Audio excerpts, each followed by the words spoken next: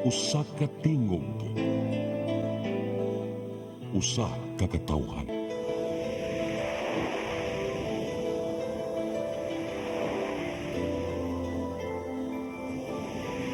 Cebu Catholic Television Network.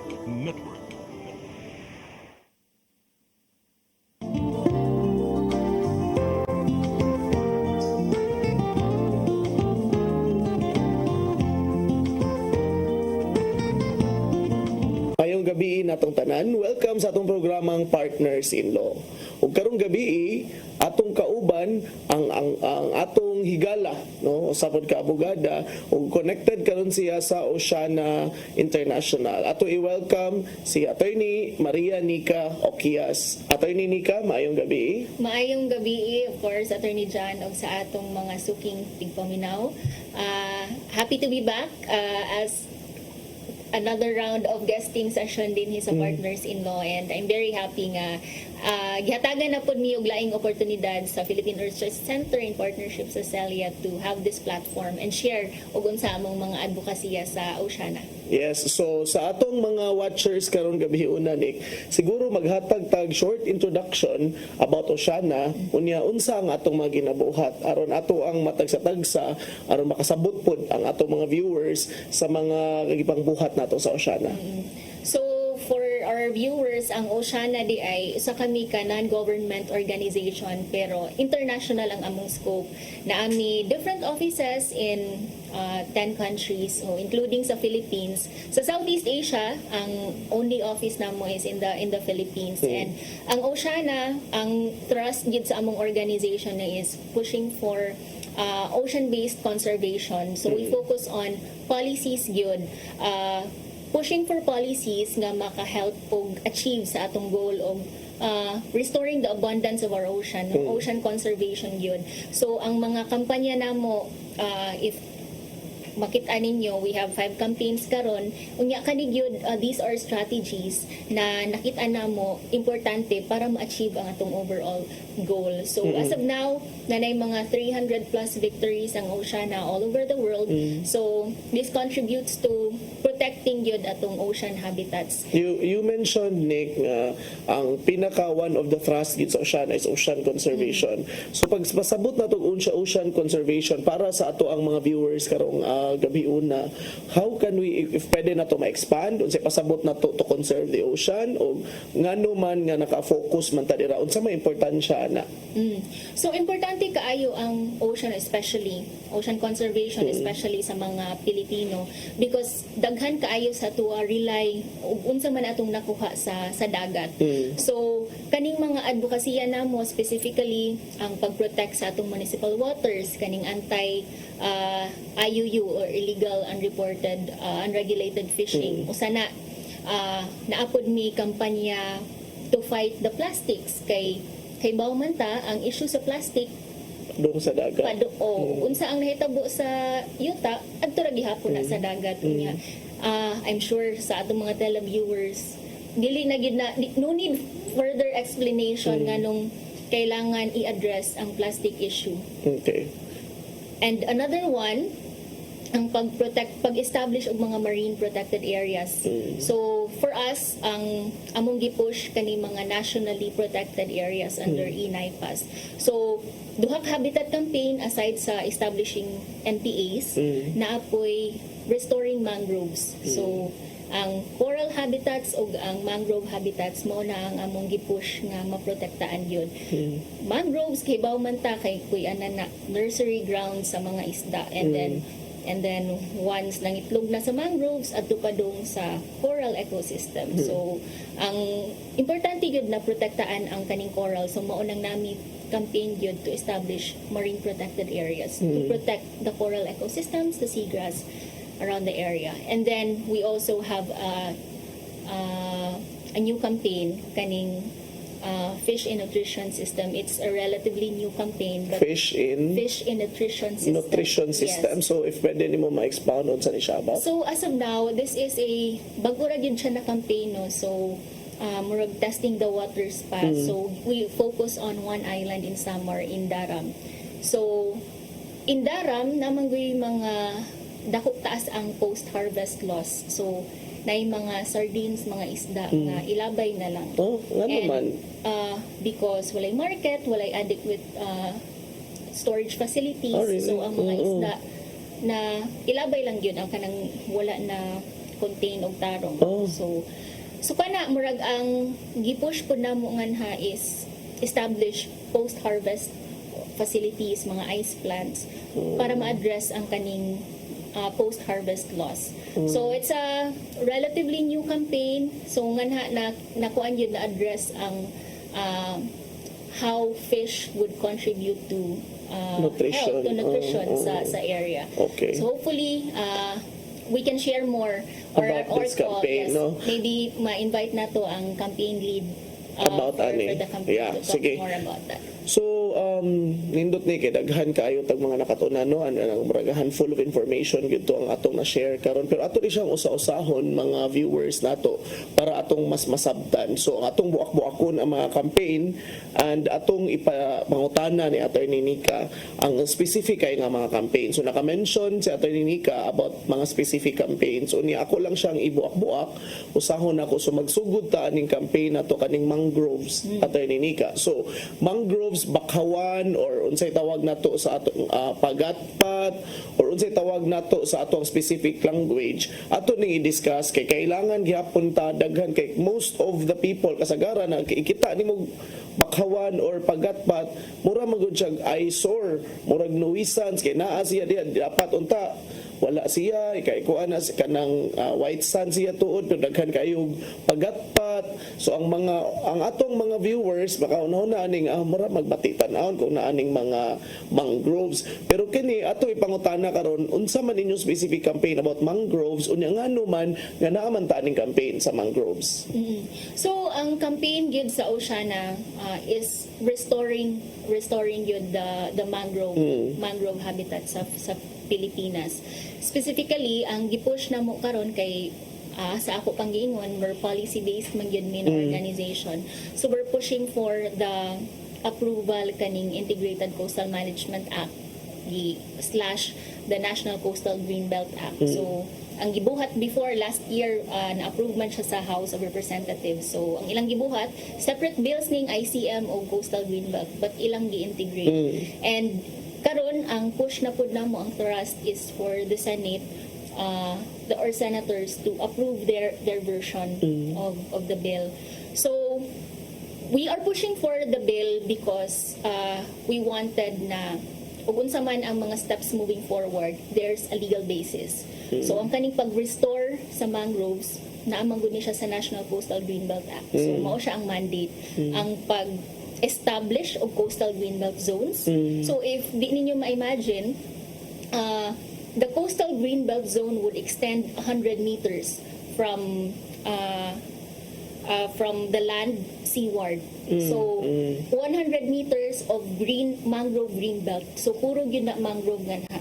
So ang atong idea niya is puno na to og mga bakhaw or baka pagatpat ang ato ang coastal zone. Ang atong coastline.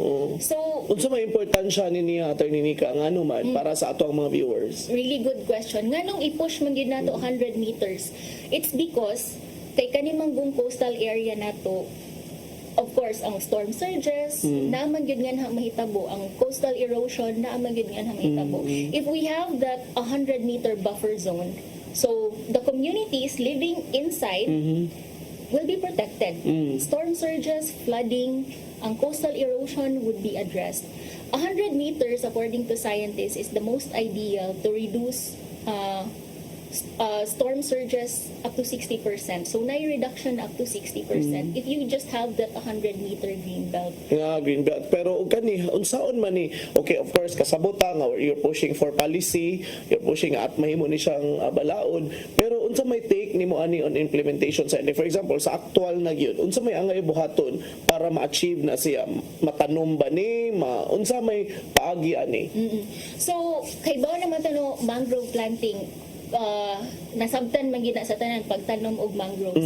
But with the Coastal Greenbelt Act, it's a scientific approach. I-encourage yun ang scientific approach of doing it, of establishing the greenbelt areas. First, you have to assess asa man inyong possible establish na greenbelt areas. Kay we know of course all over the Philippines occupied ang atong coastal area. So naanalay a few areas na kuan yun, wala gihilabtan ang mangroves. Some areas gihilabtan. So the first step is to identify ug asa man yun ang ideal site for the LGU, the most feasible site na establish ang coastal greenbelt zone.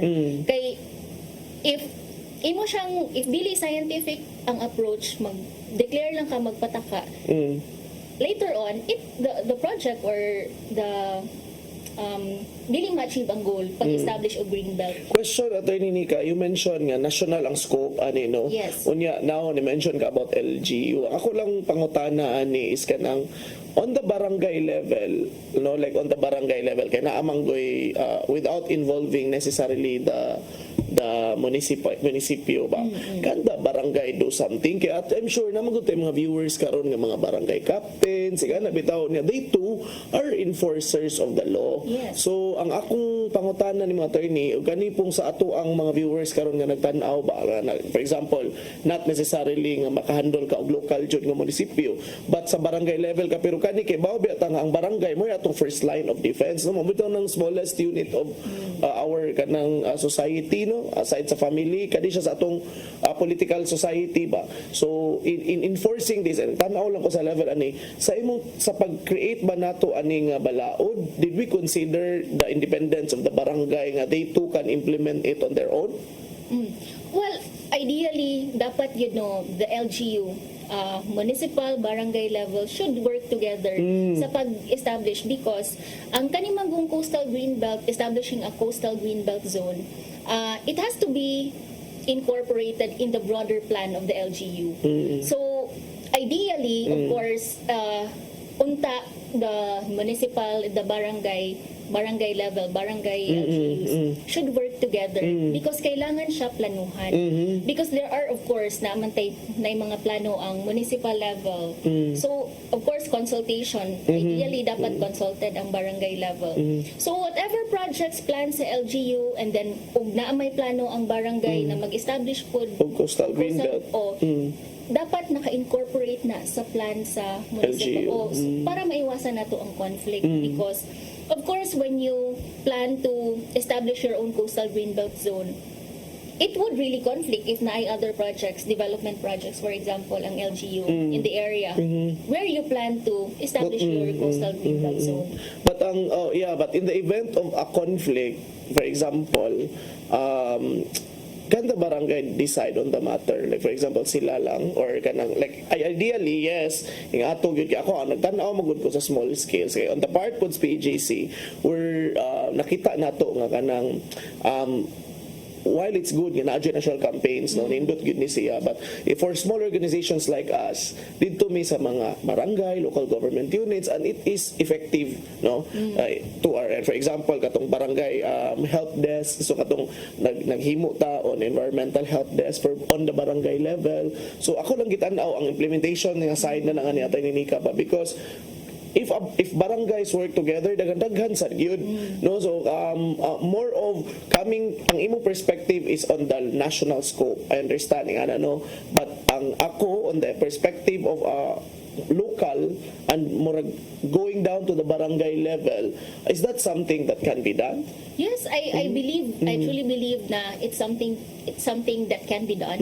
And once naanay effort sa barangay level, and if the leaders up would see the benefit and would see na that project, that initiative is supported by the people on the ground, I would believe na if you're really a good leader, you would really support that. I agree. So, para lang po sa atong viewers karon, of course, ang Oceana, kauban, kani silang Atty. Nika, ang the entire team, umol og mga polisiya, no, or mga balaod, no, nagpropose og mga balaod on the national scope. But ang atong mga viewers karon mo to ako lang gigias ni Atty. Nika, ako ang problem magud kasagaran sa atong mga balaod is on the implementation. Labi na adto na gyud sa ground o ni asa man ang pinakaubos ang atong mga barangay. So karon is kay labi na nga nato mga viewers ang pangutana is naa ba tay mabuhat on the barangay level? Definitely naa.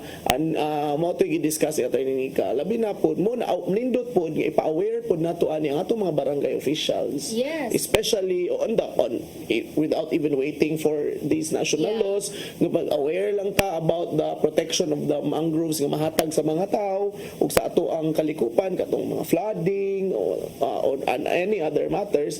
Importante nga kay para pod ang atong mga barangay mo support pod ani. Yes. No? And if I may also add, Attorney John, so since wala pa man yun na-approve, no, napa sa Senate level ang Coastal Greenbelt Act, we're very happy na despite the status of the bill, wala pa yung national bill, but nanay initiatives ang local government unit, even without a national law, nagpass na sila own executive orders, ordinances, establishing their own coastal Yes, greenbelt yes. zone. And in the sessions we did before, so gi-capacitate no ang katong mga partners na nag-issue na ahead og ordinances. So ang gi-invite ngadto ang mga barangays. Ang barangays because of course kay sila may nakahibaw unsay asa dapit ang mangroves, unsay extent sa mangroves, asa dapit possible ang establish ang coastal green belt zone. So akong giingon na even without a national law, naatay local government code. Yes. So that can be the source of issuances, policies na i-issue even at the local level, including the barangay. Yeah, that's true because kani manggod is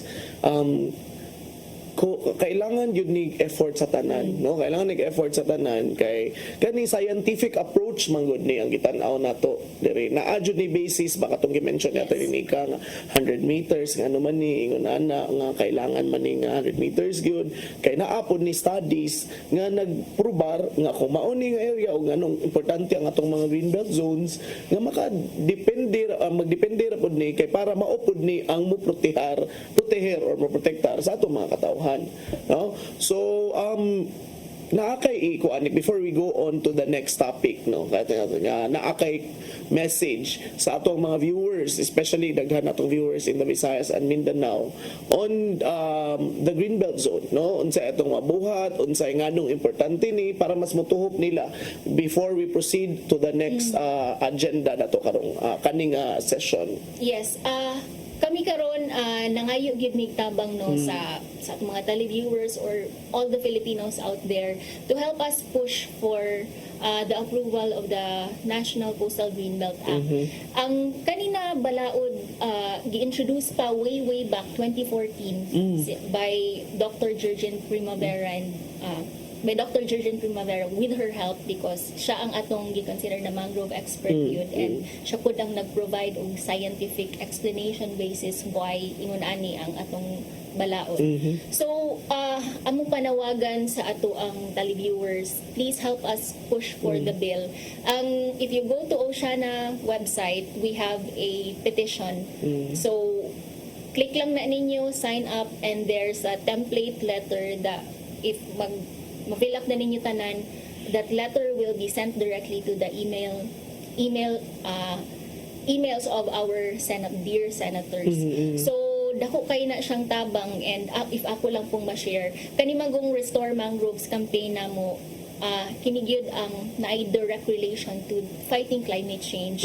Kay if you know, aside from nursery grounds ang mga mangroves atong mga isda, grabe kay ni siya mo absorb o greenhouse gases.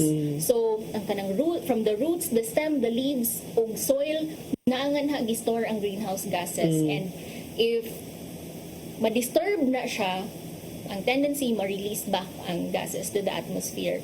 So we are encouraging the Philippines, or through our decision makers, please, we encourage you to protect your mangroves. Let's save our remaining mangrove forest and expand it. Kay we need mangroves. We are very happy na with this campaign, aside from our local partners no on the ground, nagyoy really active support from the civil society organizations and of course our youth partners.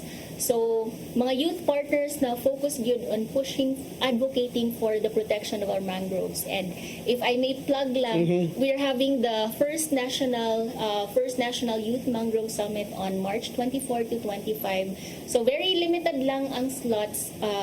A few selected youth ang gikuan, but hopefully we can expand the network more after that activity. So, ang goal aning Youth Mangrove Summit is to develop this plan how the youth can help in the protection of mangroves, in lobbying for the passage of the Coastal Greenbelt Bill. So, we're very inspired because knowing na daghan di ay youth, and aside from youth na apay others, but the youth taking the lead, taking the front line of pushing for this advocacy. Okay. Yeah. Thank you kayo, Atty. Nika, sa pagpasabot sa ato ang mga viewers may tungod sa kaimportansya sa atong mga mangroves, sa ato ang bakaw or pagatpat atong kitawagan ni sa atong lokal nga dialekto. Og ganina ni mention ta nga naapod tay mga lain pang project sa Oceana nga kailangan nato i-share. Ni una na humana na ta nag-discuss ta about sa ato ang mga mangroves.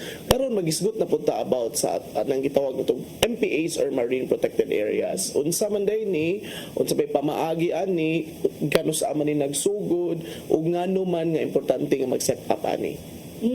So, ang kaning konsepto sa mga marine protected areas, I'm sure dili ni siya foreign sa kadaghanan, no? So, essentially, ang concept is sa inyuhang coastal waters, mag-designate mo og specific area. So, outline yun na ang boundaries, no? Within that area, gipagbawal gyud ang pagkuha og isda. So, protected yun na within that area. It is required to be protected. So, sa Pilipinas, sa structure nato sa kaning marine protected areas, so there could be a local MPA. So, meaning that marine protected area is established through an ordinance, local ordinance. So, protected at the local level. And then we also have a national level MPA. So, ang kanipod na specific area, protected through a national law. So, national pod ang scope. As compared to the local MPA na resources must come from the LGU, so everything naagyud sa LGU. When we talk about national MPA, so it's covered by the Expanded National Integrated Protected Area System Act or the INAIPAS law. So, aside from the local government units, naapoy mga national agencies na nag-help og protect aning designated national MPA. So, why are we establishing protected areas? One reason is to protect unsa man ang protect biodiversity, conserve biodiversity, para once you protect this area, it would benefit. The logic is it would benefit. So if you just protect this area, so mo ni siya ang safe zone para nga mangitlog ang isda, anha sila mupuyo in the meantime. And once dako na sila, they can venture out. So, once they venture out, muna na, pwede na sila kwaon. But while they are inside the NPA, ideally, dili gid pwede hilabtan. To give them time to reproduce and grow. And once okay na, pwede naman gid sila kwaon if it's outside na the marine protected area zone. So, yung nanara ka kasayon ang konsepto sa nganong sa pagpili aning MPA areas, Atty. Nika, unsa may mga mechanics or unsa may suggestion sa Oceana or mekanismo, especially natay mga local legislators nga nagunahon na nga asa man ni siya dapat ibutang ngano man nga diha. Yes. So different po no when kung local MPA there's a different process o moingon tag national MPA tapoy different process. Og local MPA ang buhaton nila is to conduct an assessment. So at least at that level pareha siya sa national step. National step. So there must be itawag na to biological assessment. So if this area daghang corals, so that's one criteria nga one justification nga pwede nato i-propose na mo ni atong himuong MPA kay naay daghang corals ani na area. Okay. Oh, So pwede na mo isa ka basihan nga og daghan pang corals sa ning area dirita. So pero kaning gi-mention nimo nga biological assessment, unsa man ni nga field of expertise ang makabuhat niini? So, ang usually i-top kay ganing mga experts nato, mga marine biologists, marine scientists. So, nagyoy background on fisheries, on corals. So, sila na ang mag-assess. For us, sa Panaon, National MPA. So, ang nag-conduct sa assessment or scientists from Los Baños. And naapoy help from Southern Leyte State University. So, that university naa sila fisheries yun na course. Okay. So, naa sila know-how pag-assess. And ang nahitabo po usually kay ang kaning mga LGU nato, they tap the local universities. O pwede nato magpatabang mi og assess ani na area o unsay naangan ha para makita ang basis nganong Diha ta. diha ta nganong i-push na nato. So nakita nato no nga kanilang ba initially the reason nga akong giask na is that it cannot be done by just anybody. So to prevent abuses para walay abuso ani niya dapat science based. So ato mga programa especially kaning creating kay kani manggod ato ni Nika on the perspective pud sa local level ba. On the nindot ni nga kuan nga matuki nato is that kani nga mga proseso can also be used na good to abuse people no nga mo abusar kay naalagi ni nga ning area so atong tukion ani ang atong gidiscuss karon is naani proseso and naagi nag-involve og mga certain expertise nga maoy makatabang kay ang goal of the law or the idea is very good. Indot kayo nga diha lang sa sila mangitlo para ragyapon ni sa atong benefit ing ana tanan but in order to do so natay mga eksperto nga makatabang nato nga mobuhat niini and ganina atay ni Nika ni mention ka nga lahi ang steps sa national o sa local MPA although initially ni mention ka nga ang assessment is the same. Ang asa man sila dapit nagkalahi? So nagkalahi sila kay kuan naman gud sa level na national na siya napay additional steps and ang involved pod mas ni daghan. So nanay involvement sa particularly sa Department of Environment and Natural Resources. Usually it depends og asa na region. So ang regional office ang mag-oversee sa assessment sa pag-conduct sa protected area suitability assessment. So there's taas kayo ang criteria, daghan kayo checklist and that assessment form would be the trigger point in deciding whether himuon siyang protected area or not. Compared sa local na nara sa local government unit so naa sila'y option to tap the academe. Yes. Some wala pod. Di magud siya nagkapariha. Wala nagkapariha. So sa atong mga viewers karon daghan na kay tag nahisgutan no. Paspas kay ni dagan atong oras kay nakahisgutan tag lain nga mga topics. Kanina la ko lang i-recap gamay nag-mention ta about important siya sa mangroves, sa ato ang mga pagatpat, sa ato ang mga bakhawan, anya no kailangan siya protektar og palapdan pa. Unya ni sunod ta nga naghisguta about the specific creation of mga protected areas, no, marine protected areas para lang ang tuyog tumong is para naala po'y lugar usa nga mo dagko mo mabuhi ang ato mga isda before pa nato sila nga mo-allow na nga mas mudaghan man ni sila kung tagaan na tong area nga dito sila mo sanay dito mas mudaghan unya ang karon ang ato sigurong last nga hisgutan nato ni Nika is mahitungod na pod sa atong plastic pollution. Ang plastic pollution manggod kaning mga wala nag-involve ni dili lang sa kada kayutaan or sa ato ang mama padung involved sa kay ang dagat ani actually apektado sa kayo ang dagat sa plastics. So nakita natin no ang impact sa plastic especially sa mga marine mammals, sa atong mga turtles, no ilan ang nakaon ang plastic even sa mga isda. So daghan na kaayo og research studies nga nagpakita nga naay mga na-ingest na plastic sa atong mga kaisdaan which very harmful especially kita na fish eating people. So nakita nato from established pag kaning sa mangrove area, even sa mangrove area daghan gihapon ang plastics nga because ang mangrove manggod ang buffer nato no siya pud na ang clearing zone before mo daloy ang tubig.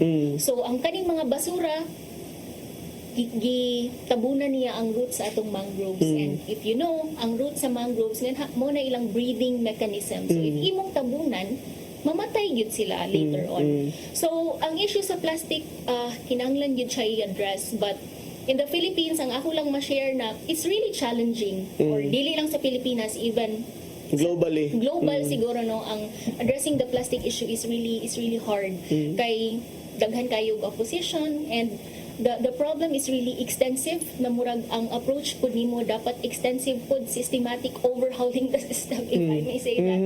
But it's an issue na dapat yun natong tutukan. For us sa Oceana, we're campaigning na iban na gyud ang kaning mga especially single-use plastics nga gamiton ra kausa, ilabog na, wala na ikuan.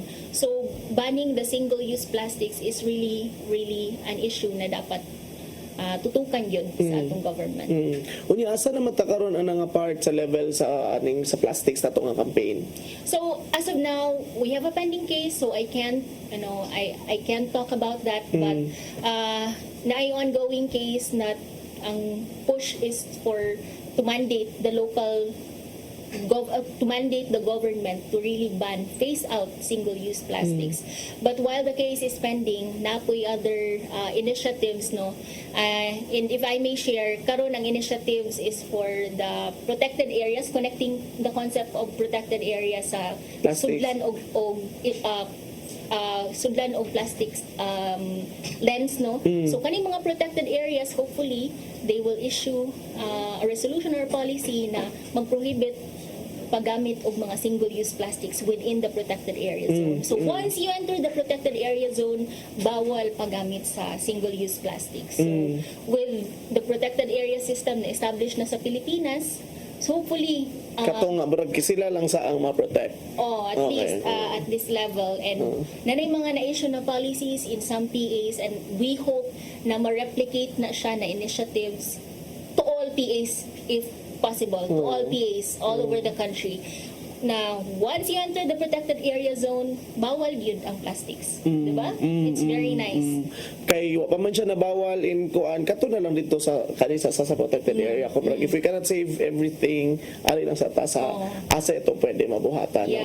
Yeah. Okay, so kaning atong plastics issues sa legally na, like you mentioned, natin mga pang-file na cases ani para ma-implementar ang balaod, ingani tanan, but it's still an ongoing gyud kay siya nga dako nga problema nga murag tawag na to, nag-plague siya ba, no siya nag-plague kay wala pag yun, kuwang pag yun kayo ang efforts, despite everything nga daghan jud kayo push for this, but tanaw na to kuwang pag yun kayo. So on the level lang sa person, no, sa local, sa ordinary person, labi na sa atong mga televiewers, unsa man ang imo as a campaigner or diha nga perspective nimo ni imong i-translate, imong ipaabot dito sa ato mga ordinary citizen, unsa may mensahe nimo nila, or unsa may angay nato isaysay or i-share sa ilaha kaha?